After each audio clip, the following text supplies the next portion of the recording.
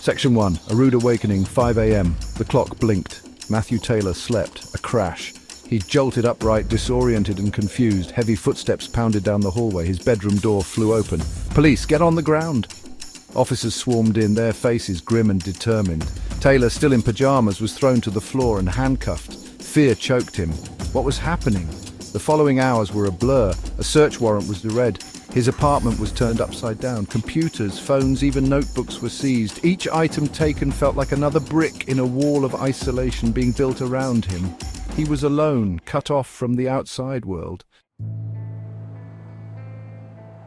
Section 2. Digital exile. Silence in a connected world. The digital silence was deafening. No phone to call a lawyer, no computer to send an email, no way to contact family or friends.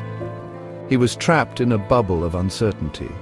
The news was filled with talk of a new virus, COVID-19. A lockdown was imminent, and he was utterly alone. The world outside was about to shut down. People were scrambling to connect with loved ones, stocking up on supplies, seeking comfort in a time of growing fear.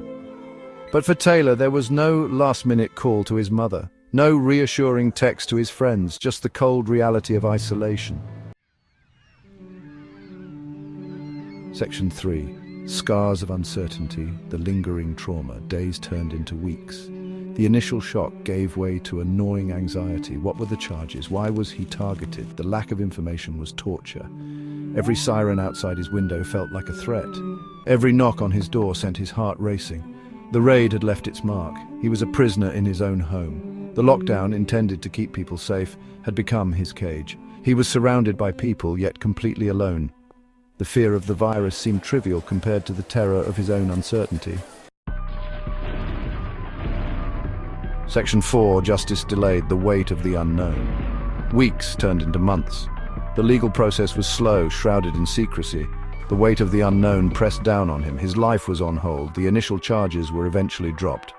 But the damage was done. His reputation was tarnished. His trust in the system was shattered.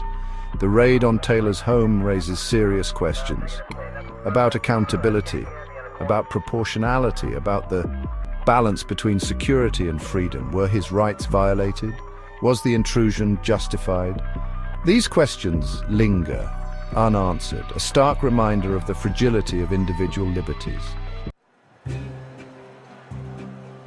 Section 5. The thin blue line between security and freedom. Taylor's story is a stark reminder of the importance of individual rights. Even during times of crisis, even in the face of fear, the government has a duty to protect its citizens, but also to protect their freedoms. The balance is delicate and easily tipped.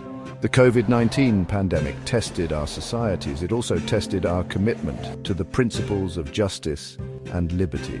Matthew Taylor's experience serves as a warning, a reminder that we must remain vigilant. We must hold those in power accountable. We must never stop fighting for our freedoms, because once they're gone, they're not easily regained.